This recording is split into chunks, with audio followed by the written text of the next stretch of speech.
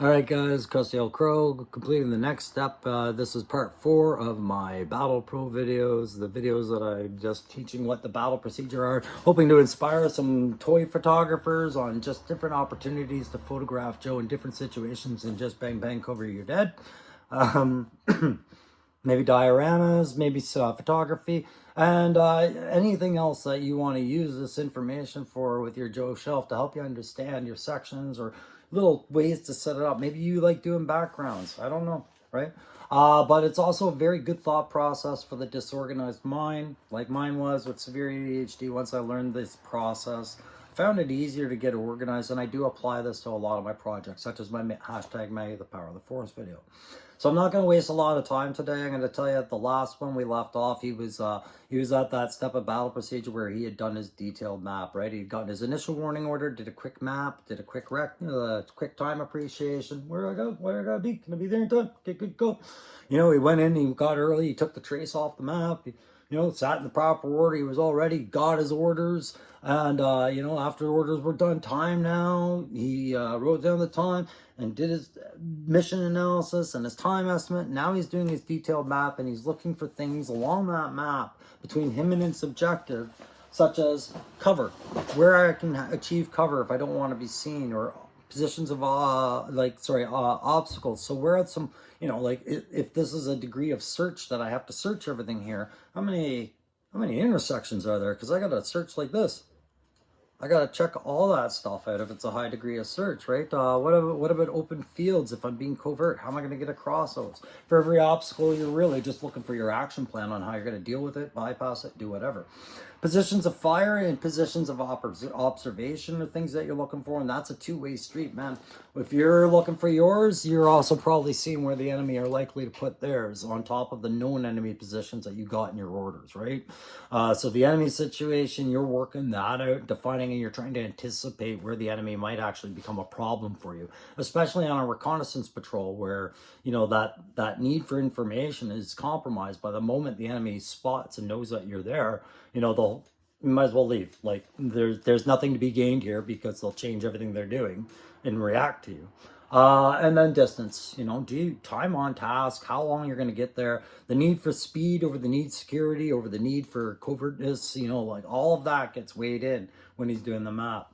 But what I wanted to do is I was going to say that because 3 sections of main effort and orders, and therefore if Airborne were to go down and a section were to go down, Flint and Duke section would have to be prepared to take over his task. That's why it's important to know where everybody is on the map and what you're going to do if that happens, right? Oh, Buddy's the main effort. I better figure out how I'd get there if that went wrong. All that stuff's going on, but he's got access to today. He's got brigade reconnaissance, and they're already in the AO that he's going to be going, and they can define where his line of departure should be for his attack on the western flank of the Cobra facility that all 3 of them are focusing on. And in doing that, they can define certain things along the way that the battle group needs. And Airborne was in his list of tasks already going to look for like some key features. He looked at the map. He saw some nice little spots where he thought an HLS, a very large HLZ actually, a helicopter landing zone could be, and where maybe a brigade, not a brigade, but a couple of squadrons of tanks could sit in a low feature. So some of the questions he had, he's prepped for for giving over to Recondo to conduct the reconnaissance. Yeah, Airborne could conduct the reconnaissance himself, but because he's the main effort and there's a lot of planning involved, and because they have access to that brigade reconnaissance, we'll just let Recondo do it, and then let Airborne formulate his plan and do his estimate based off the most current information available on that location. So so he's got to have a list of questions, and he's got to answer some things. He's got to tell, if he were doing it himself, he would tell the CP, where am I going? What am I doing? Who am I taking with me? How long do I expect to be there? Routes I'm going to use, etc., etc. And permissions that I need to go to this place. Yeah, good to go, blah. Because it's Recondo's patrol, all that's been checked out by the CP anyways. They're actually just being tasked to do it. They're out there on their rams, and yep, we'll stop by, we'll get the criteria, no problem, and bring back our patrol report. So that's how we're going to run it. And let's go check in on Recondo and his patrol and watch them do a quick little definition patrol of the westernmost objective that 3 section's going to be focusing on, and we'll go from there. Don't forget to like, share, subscribe if you're into these kind of weird videos that the crew's been doing. All right, so the first thing we talk about when we talk about the recce is the desire to be on the recce. It has to be strong. We called it the patrolling spirit and stuff like that. It was just a way to get the guys' morale where it needed to be, because the best time to recce is in the worst of conditions. Sideways rain, bad visibility, harsh cold, you know, things like that. Those are the best times, because the enemy's counter patrols are already low in morale probably. So a complacent enemy, their morale drops quickly. You know, part of our routine when we go on patrol is to get our guys pumped up. You have to want to be on this patrol. You have to want to exploit the enemy. You want to pick that bully's little weakness apart and make sure that the information you provide higher on the ground, the information of the enemy, their disposition, their morale, their numbers, their equipment, all of that stuff, you want that information to hurt, right? And going out when no one else would go out is one of the ways. So what a beautiful day I have for this little reenactment. Let's go have a look. What's going on over here? Okay, so here we have the situation. It was Recondo's recce element patrol that he had selected earlier in the day to complete a few tasks that gets the call to do the recce for Airborne on this one. What Airborne was looking for has been made note of, and you know, Recondo's done a quick warning and bashed out a hasty set of orders for his section, which comprised of Shooter, because he trusts her eye and her judgment on assessing, you know, terrain issues and things like that, long distances and likely enemy positions for fire. He took Dusty because Dusty, the way Dusty operates, he knows a lot of the infantry tactics and can spot good opportunities to hold up areas for a hide or a harbor for tanks, good OP positions and things like that. And then of course he's got old Joker up there. Joker is good at laying down the suppressive fire and doing flanking tactics, but because it's a 4-man reconnaissance patrol, they traded off a bit of speed, security for speed getting here. They're about 5 to 7 kilometers away from their objective that they were given to recce. They were given a point to recce for Airborne's mission. He wants to know if one of the ways into the Cobra mining facility is heavily guarded or lightly guarded, and what the routines of the area are. What units are occupying and things like that. So Recondo's just done up his orders, but they brought the bikes out to the area. They rode them up as far as they could go, using the low ground and the terrain to their advantage, letting their sound sit in bowls of valleys rather than up on the high features. And now they've found a spot to kind of protect them from overhead cover, cam them up if they had the cam nets with them and things like that. And now they're going to leave a security element. They're going to drop their trows, their packs and things like that, get ready to go on their patrol. Recondo's going to make sure that the rest of his patrol, the other two, know what their roles are, where they are in the order of march. They go over the map one more time, just go over their actions on in case they get bumped. Make sure he understands what the likelihood of contacts and things like that are, and that they have comms with each other. You know, if there's a control of radio silence on there, what are some signals they're going to be passing around verbally, or hand signals or light signals, things like that, depending on the time of day. Before they depart, Recondo's going to, like I said, he's going to go over, make sure everybody understands their role. And then anytime that section commander is going to leave, and Recondo is the section commander for this recce patrol, if they're leaving somebody behind, you got to leave a 5-point contingency plan, right? So this is ORV1, right? So it's where the bikes are going to be. It's where Joker's going to be. And he's going to tell them things like where he's going, how long he's going to be there, who's going with him, what to do if he comes under fire, what he's going to do if they come under fire, likely approaches back, and then, you know, just the list of things like that. It's just to make sure that this guy is able to function without a leadership there and understands all his tasks. He's going to guard all the kit and the bikes, and he's also going to be monitoring radio and comms and making notes of anything that's been passed on to maintain situational awareness. Everybody here has got their pencils and papers. They're ready to do site sketches, photography, things like that.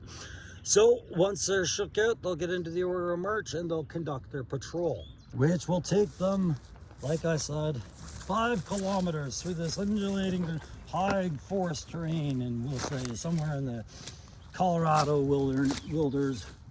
And yeah, Cobra's been doing a mining facility operation, and they think they're at the most western flank of it. And so what the problem is that in order to assault, there's a large open space in front of where they suspect these mining facilities are. That means you can't drop troops in there. So one of the subtasks the guys have been told to do on the recce, spot areas where perhaps airborne infantry could land, or an emergency HLS if anyone got injured, helicopter landing site, or an HLZ if there are multiple casualties or multiple POWs to be taken. They want to bring the Tomahawks in, where can they land multiple helicopters? As well as where are some armored vehicle positions that could be staged and readied for the big assault, right? So here is the entrance that they're concerned about.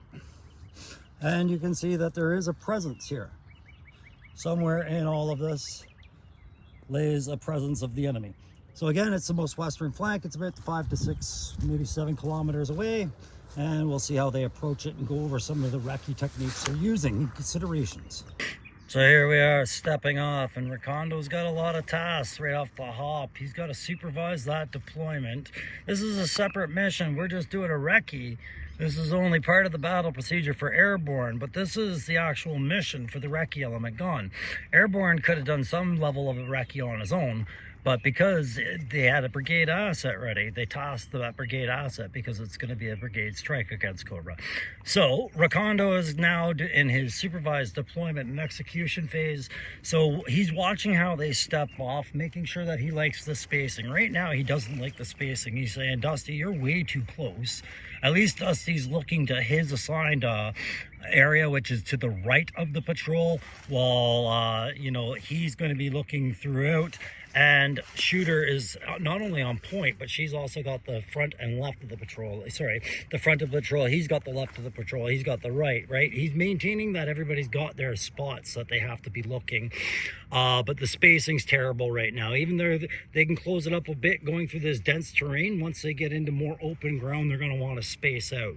At night, sure, it's spacing like that will allow you to keep your patrol, but what you're trying to avoid is becoming a big visible blob on the distance, moving through terrain where they get not 1, 2, but 3 attempts to see you in a small space at a distance, and can call in fire and take 3 people out easier because you're too bunched up, right? So heavy machine gun fire or mortar fire or what have you. So he's going to make sure that they step off, that they're on the right bearing. He's given pace counter to, you know, Dusty, you're going to count the paces, and then once we get to this many paces, let me know. You know, 2-3K out, I got to switch bearings on the map here and take a new bearing and change my route. We're going to punch it hard to the punch it hard inward to the east there, and yeah, as per the plan, right? And so they have all the things they need en route.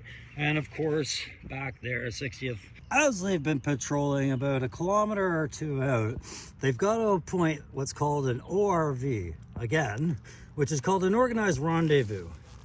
All right, so they're going to look for prominent features. And in this case, it was Shooter that did it because she's on point.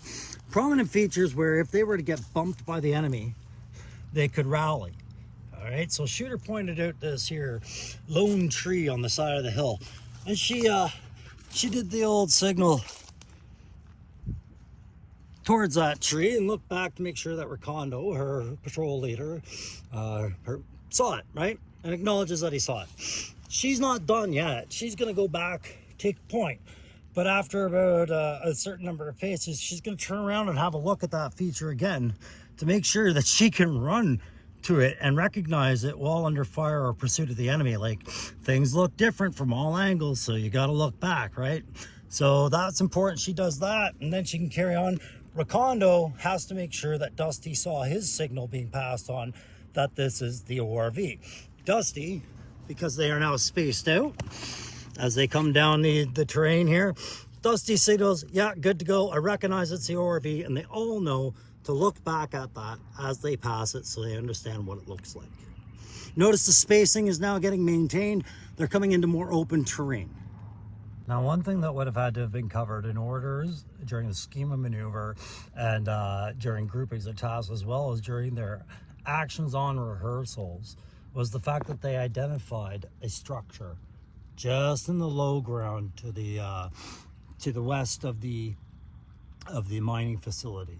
While it was long suspected that this has been abandoned, they need to have a understanding that this could be an enemy OP or fire position, and that they will have to have a way to navigate around it without alerting anybody to their presence. It's in their way. They need a drill for it. Same as they had drills for the water crossing, which was that they would traverse at the shallowest points. They needed a drill for what they were going to do to get across the fields of fire and observation of that position. So they've shook out right now. Shooters identified that Shia can see the rooftop of that area and that they're there. This is where the phase, the actions on phase happens, and the commander is going to supervise, make sure that things are going the way that they rehearsed. So Dusty is pushed up to his position, as was his role in this phase, and his job is to maintain a direct line of fire on the windows facing them on that building to support the movement of the others as they attempt to bypass to the north of it. So we'll see what that looks like.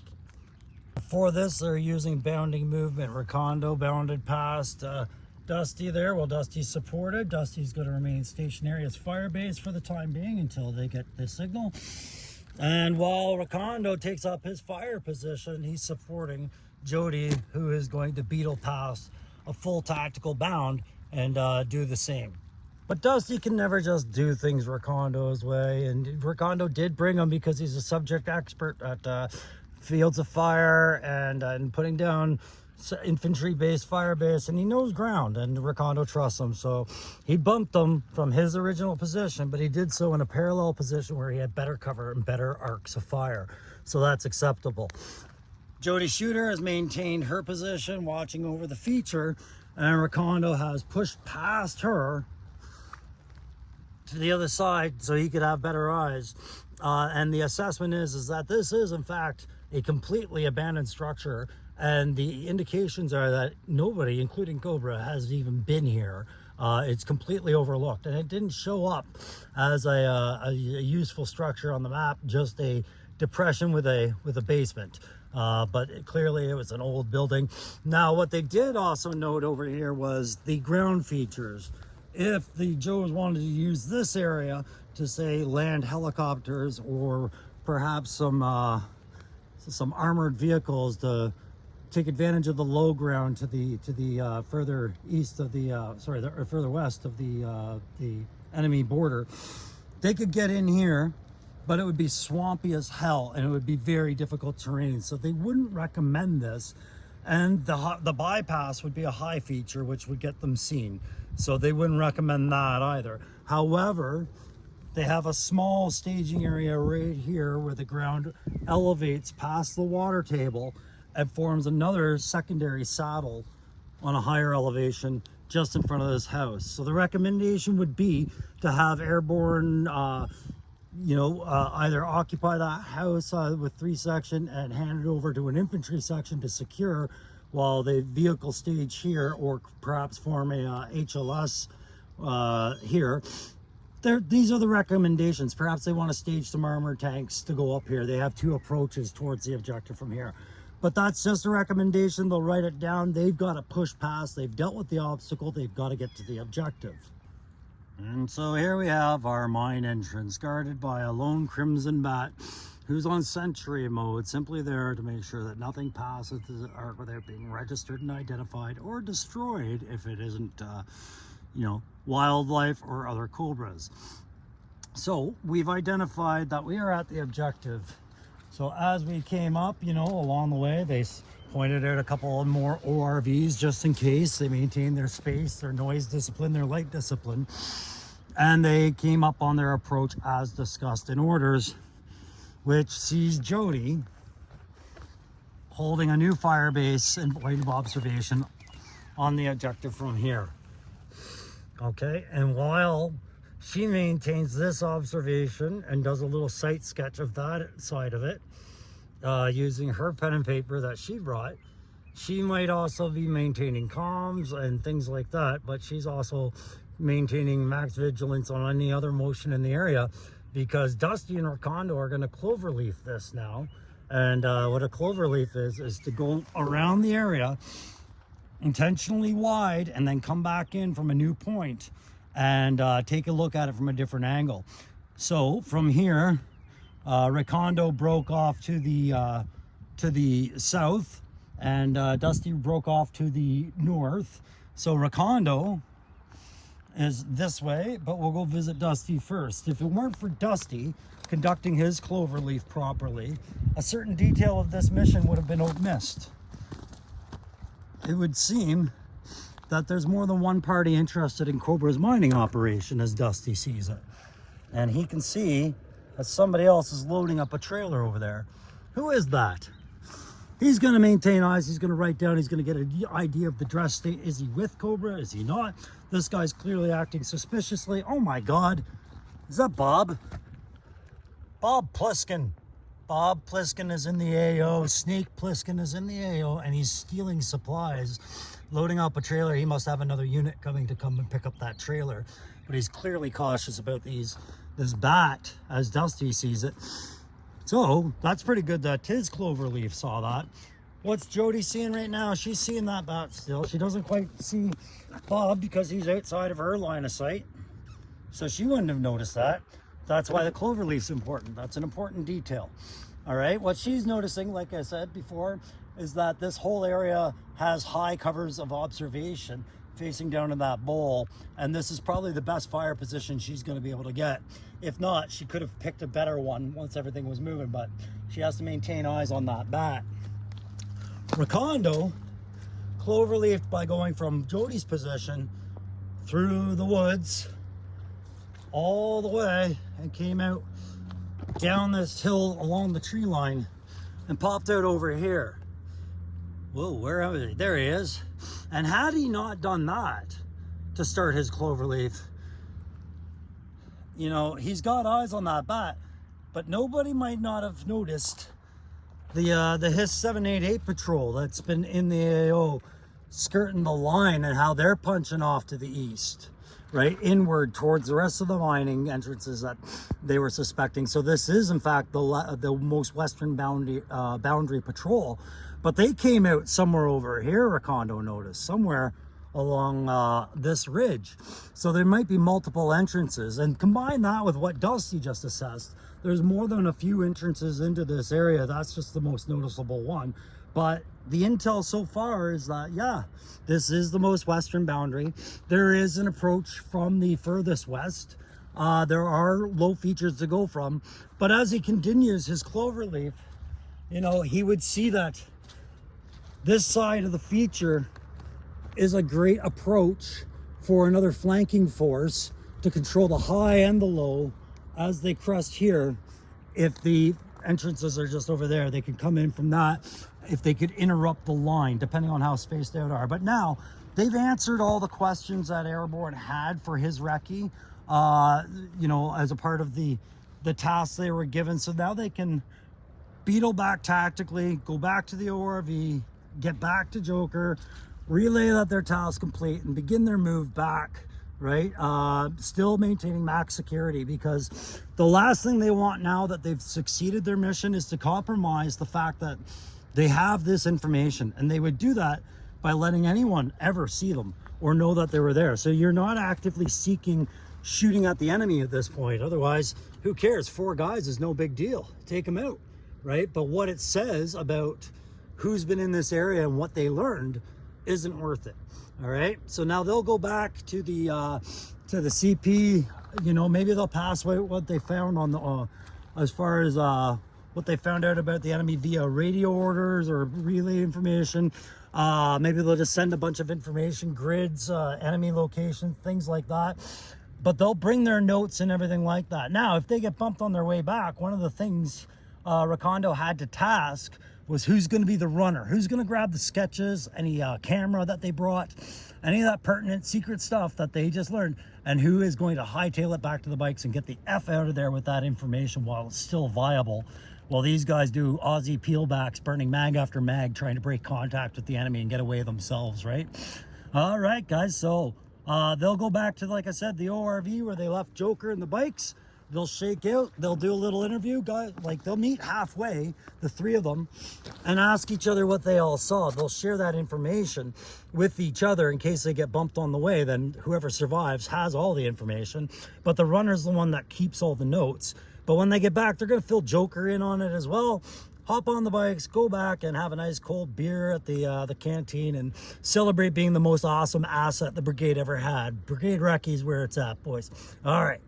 So yeah, after returning, hopping on their bikes and getting back, Recondo and them would then disseminate the information properly at the CP, and that information, you know, those questions that Airborne was asking about where he could depart from, where maybe those areas worth defining further on his movement up there. You know, Recondo took care of a lot of information and questions that were asked during the battle procedure, right? And so that patrol report there is one of the most critical ones because it's the most up-to-date and current patrol report out there.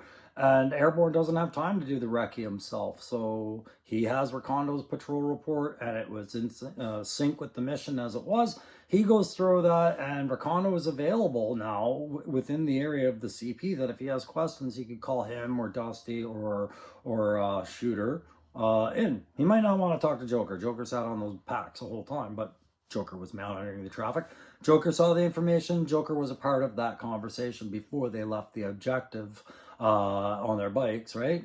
Because everybody needed to know that in case they got hit.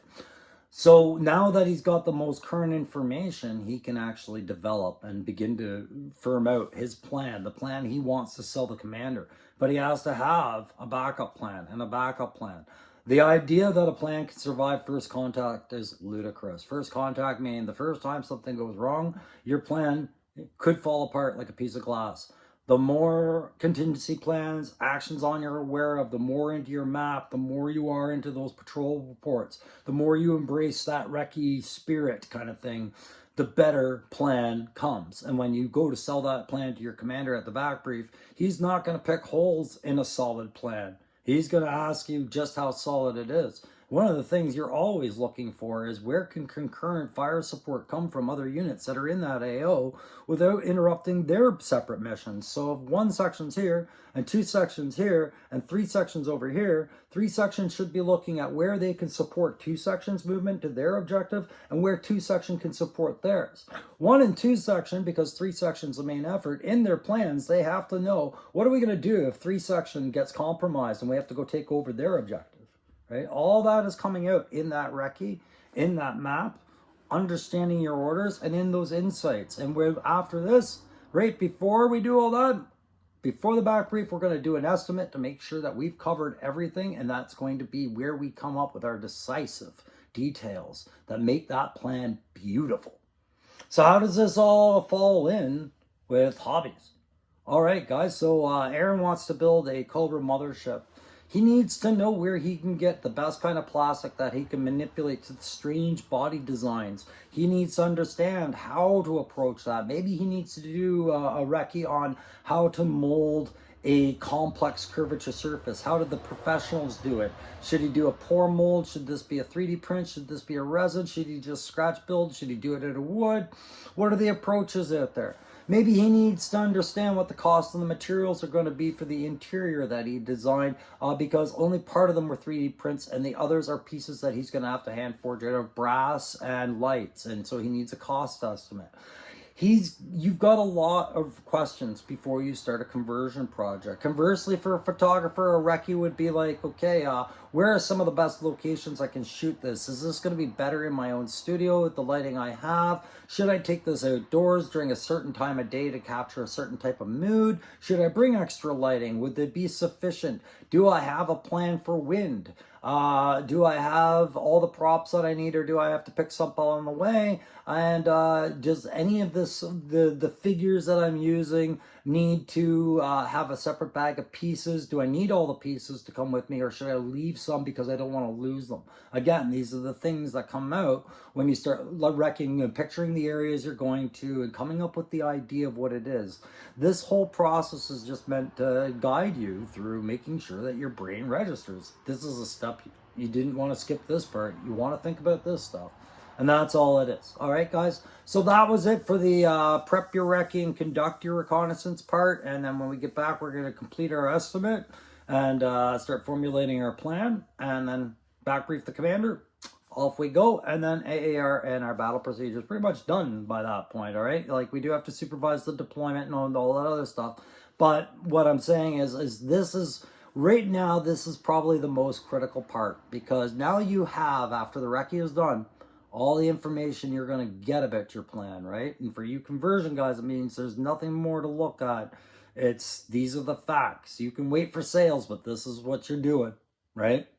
And for photographers, it's the same thing. It's like, hey, that actually gives me a 30-minute window of perfect light on this day at this time in this location, and I now know what time I have to leave the house and where I have to stop on the way, like that kind of thing. All right, guys, that's going to conclude this one. Like I said, we'll pick up on the next step of battle procedure, which will be conducting the remainder of the estimate. Okay? See ya.